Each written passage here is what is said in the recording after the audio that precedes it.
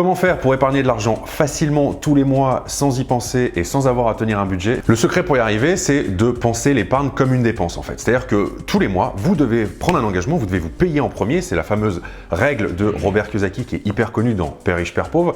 Vous devez vous payer en premier, c'est-à-dire qu'avant même de songer à payer votre loyer ou votre prêt immobilier, vos assurances, votre facture d'électricité, d'internet, etc., vous devez prendre un engagement envers vous-même et vous payer. C'est-à-dire que vous vous dites, voilà, mon salaire arrive le 1er du mois, le 2 ou le 3 du mois, et bien il y a un autre vous, en fait, on peut dire ça comme ça, qui vous dit, hey, là c'est l'heure de me payer, ok? Donc tu honores ton engagement, tu me files ce que tu me dois et après tu pourras faire ce que tu veux avec ton argent. Et donc la méthode que j'utilise pour réussir à épargner et investir de l'argent tous les mois et sans même y penser, c'est d'automatiser vos finances personnelles.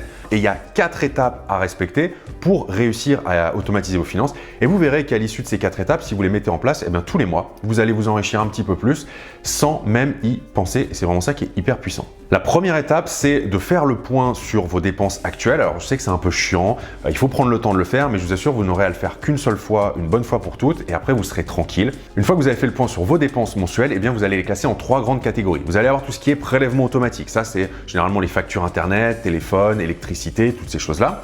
Vous avez en deuxième catégorie toutes les dépenses qui sont obligatoires mais qui sont un peu variables d'un mois à l'autre. Et enfin, la troisième grande catégorie, ce sont les dépenses plaisir. Donc, c'est toutes les dépenses facultatives. Arrivé à ce stade-là, il va falloir couper dans vos dépenses pour dégager au minimum 10% de vos revenus en épargne. La deuxième étape, c'est que vous allez ouvrir 4 comptes. Donc, vous allez ouvrir 3 comptes chèques, 3 comptes courants et vous allez ouvrir un compte d'épargne.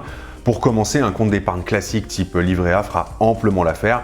Et puis par la suite, vous pourrez optimiser ça. La troisième étape, eh bien, c'est de mettre en place des virements automatiques qui interviennent quelques jours après que votre salaire arrive sur votre compte en banque. Donc si votre salaire il arrive le 1er du mois, eh bien, vous pouvez par exemple déclencher un virement automatique le 3 ou le 4.